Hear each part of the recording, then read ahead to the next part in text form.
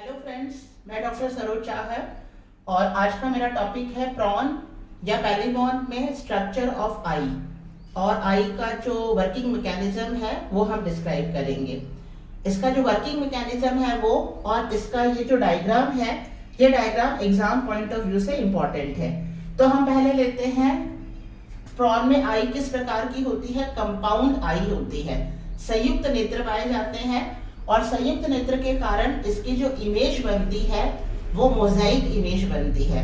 Mosaic image जैसे छोटे छोटे कंकर अलग अलग डाल देते हैं और उसमें जो अपीयरेंस होता है ना टुकड़ी वाला, तो उस तरह की इमेज जो है वो दिखाई देती है। तो यहाँ इसकी संरचना बताई गई है कंपाउंड आई की। पहले हम लेते हैं इसमें आंख की पोजीशन क्या है। तो एक जोड़ी आंख पाई जाती है और अर्धचंद्राकार है, ये अर्धचंद्राकार शेप की है, एक जोड़ी है।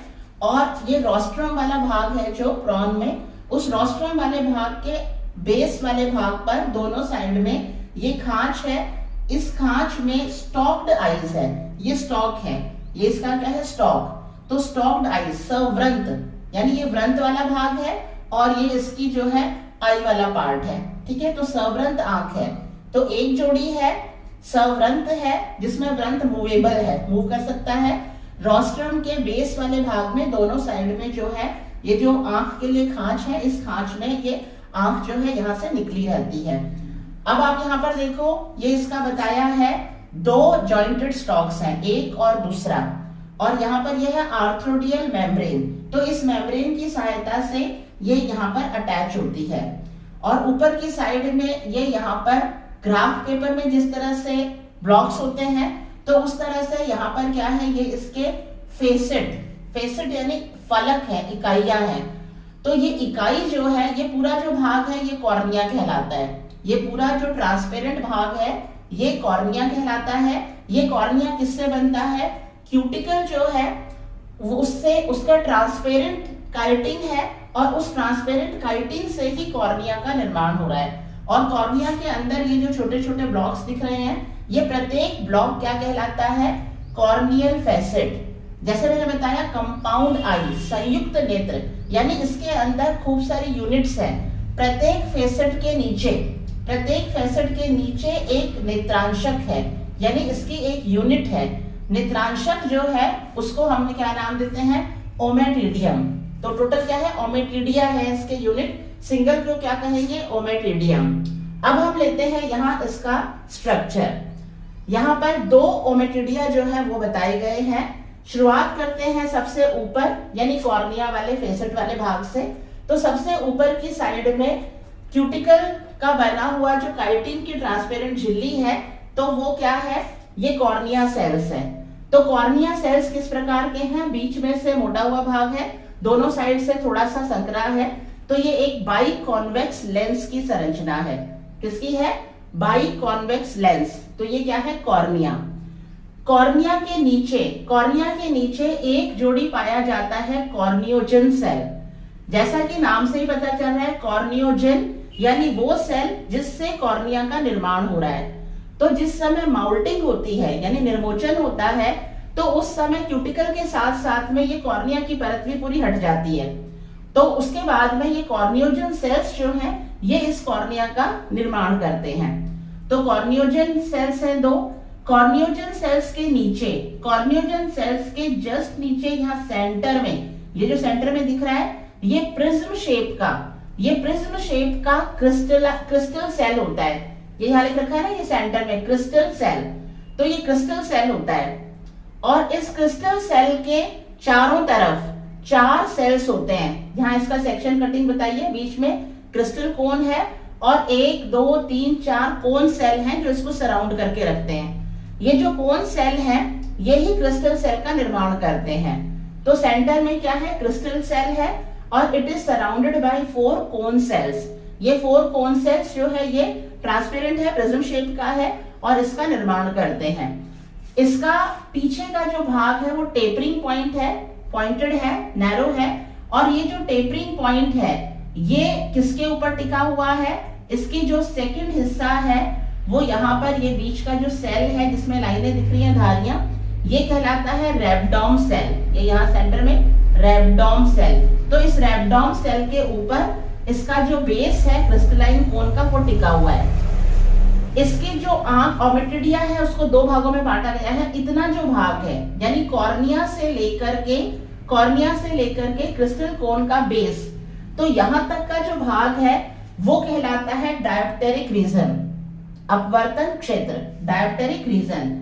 और इसके बाद का जो क्षेत्र है वो कहलाता है रिसेप्टर रीजन यानी ग्राही क्षेत्र। तो यहाँ हमने डायोप्टेरिक रीजन में क्या मेंशन करना है, कॉर्निया बाइकॉन्वेक्स लेंस है, उसके जस्ट नीचे एक जोड़ी कॉर्नियोजन है।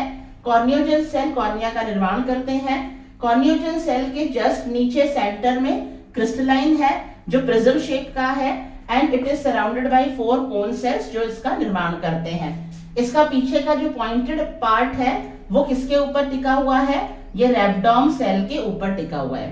तो इतना हो गया डायोप्टेरिक रीजन। अब हम लेते हैं रिसेप्टर रीजन में कौन कौन से पार्ट हैं। रिसेप्टर रीजन में यहाँ सेंटर में जो सेल है इसके ऊपर ये लाइनें हैं, तो ये कहलाता है रेबडोम सेल। रेबडोम सेल के चारों तरफ पाई जाती हैं 7 रेटिनल सेल्स।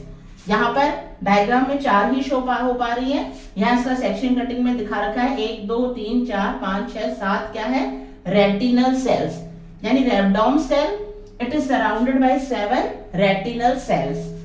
और ये जो भाग है रेटिनल सेल जो है वो किसके ऊपर रेस्ट करता है, टिका हुआ है बेसमेंट मेम्ब्रेन। ये बीएम आधारी झिल्ली, बेसमेंट मेम्ब्रेन।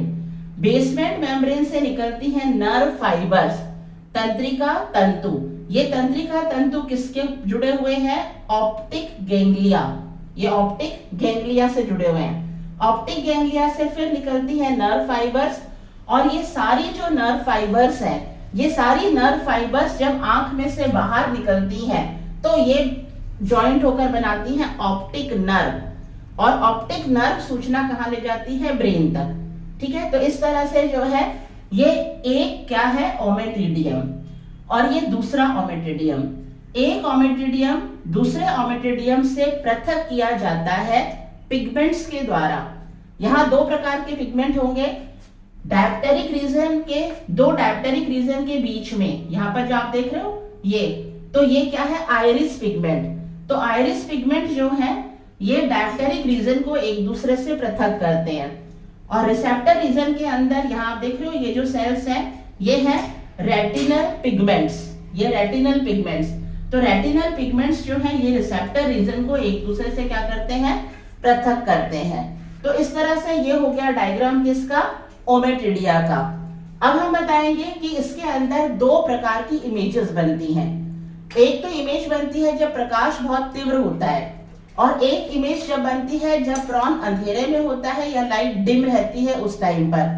तो वो दोनों जो इमेजेस हैं वो किस तरह से बन रही हैं, तो उसके बारे में अब मैं आपको बताती हूँ।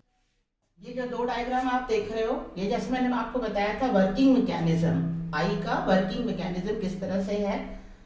2 प्रकार की इमेजेस बनती हैं, apposition image and superposition image.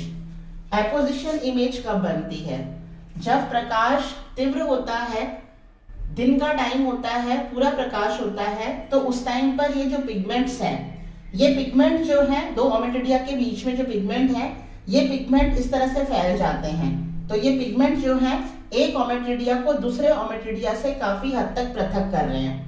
तो ऐसी अवस्था में जब प्रकाश तीव्र होता है, मान लो यहाँ कोई वस्तु है x, यहाँ y और यहाँ z, तो इनसे लाइट रेज आ रही हैं। तो इनसे केवल वो लाइट रेज जो सीधी आ रही हैं, सेंटर में से होकर निकलती हैं, तो और जो सीधे रेबडोम पर पड़ रही हैं, केवल उतना ही पार्ट का इमेज बनेगा। ये सीधी जो सेंटर से होकर आ रही हैं और रेबडोम पर आ रही हैं, केवल उतने ही पार्ट की इमेज बनती है। तो इमेज बनती छोटी है पर शार्प इमेज बनती है। इसके अलावा अगर ये लाइनें जैसे यहाँ से ये रेस चली यहाँ, तो ये जो है ये इधर तक भी पहुंचेगी, तो ये जो पिगमेंट है ये इसको एब्जॉर्ब कर लेते हैं। यानी जो पिगमेंट है ये क्या करते हैं, एक अवशोषी एब्जॉर्प्शन जो है एरिया बना लेते हैं। तो ये इसको एब्जॉर्ब कर लेते हैं और दूसरे ओमेटिडिया के ऊपर या दूसरे रेबडोम के ऊपर इसको नहीं पड़ने देते हैं, नहीं पहुंचने देते हैं। तो ये जो केवल इमेज किसकी बनी है, जो सीधी आई है उसकी। अब यहाँ से ये टेढ़ी जो किरण गई है यहाँ, तो यहाँ ये टकराकर कुछ तो यहाँ एब्जॉर्ब हो जाएगी, अगर यहाँ भी आ गई तो यहाँ एब्जॉर्ब हो गई, यानी वापस ये इस जगह पर नहीं पड़ेगी या दूसरे ओमेटिडिया के ऊपर, दूसरे ओमेटिडिया के जो रेबडोम है उसके ऊपर नहीं आ पाएगी। जैसे यहाँ से है, ये यहाँ से यहाँ एब्जॉर्ब हो गई, अगर चली भी गई तो ये यहाँ एब्जॉर्ब हो गई है, यानी ये कहाँ नहीं पहुंची है, किसी दूसरे रेबडोम वाले एरिया पर नहीं पहुंची है। तो केवल इमेज कौन सी बनेगी, जो सीधी जो लाइट है सेंटर में से होकर जा रही है और जो रेबडोम पर पहुंच रही है, केवल उतने ही पार्ट की इमेज बनती है। तो इस प्रकार की जो इमेज है वो तब बनती है जब प्रकाश तीव्र होता है। तो तीव्र प्रकाश के दौरान पिगमेंट इतनी दूर दूर फैल जाते हैं कि ये पूरा अवशोषी पदार्थ का कार्य करते हैं। ठीक है, तो ये हो गई एपोजिशन इमेज। दूसरा है सुपरपोजिशन इमेज। सुपरपोजिशन इमेज में क्या होता है, क्योंकि लाइट कम है, तो लाइट कम है तो पिगमेंट ज्यादा फैलाव नहीं कर पाते हैं, जिस कारण से एक ओमेटिडिया और दूसरे ओमेटिडिया के बीच में जो पर्दा है इसका पिगमेंट्स का, ये पूरा नहीं बन पाता है, ये यहाँ तक ही सीमित रह गया, ये यहाँ तक ही सीमित रह गया। तो जिसके कारण से जो यहाँ ऑब्जेक्ट है इसकी सीधी लाइन आ रही है, उसकी तो इमेज बन ही रही है, ये सीधी लाइन आ रही है उसकी तो इमेज बन रही है। उसके अलावा जो तिरछी किरणें हैं, जैसे ये किरण यहाँ चली, यहाँ चली, यहाँ कुछ एब्जॉर्ब हुई, लेकिन ये आगे भी जा पा रही है और ये इस वाले के ऊपर भी पड़ रही है। इसी तरह से ये किरण यहाँ से चली, यहाँ कुछ मात्रा में एब्जॉर्ब हो गई, लेकिन ये यहाँ तक भी पहुंच पा रही है। इसी तरह से यहाँ तक कुछ मात्रा में एब्जॉर्ब हुई, लेकिन ये यहाँ भी पहुंच पा रही है। तो इसके परिणाम स्वरूप क्या होता है कि जो तिरछी किरणें हैं, वो तिरछी किरणें जो ये पिगमेंट हैं, इनके द्वारा पूर्ण रूप से एब्जॉर्ब नहीं हो पाती हैं, बल्कि इनके टकरा करके किसी न किसी एंगल से कहां तक पहुंच पाती हैं, दूसरा जो ओमेटिडिया है उसके रेबडोम वाले भाग तक पहुंच जाती हैं। तो इस कारण से इसमें जो इमेज बनती है ये स्पष्ट नहीं बनती है, ये ओवरलैप करते हुए बनती है। यहाँ इसकी भी बन रही है, इसकी भी बन रही है, यहाँ इसकी भी बन रही है, इसकी भी बन रही है ना, तो ये स्पष्ट नहीं बन रही है, एक आभास होता है कि इस तरह की कोई चीज है, ओवरलैप इमेज बनती है। तो ये क्या कहलाती है, सुपरपोजिशन इमेज।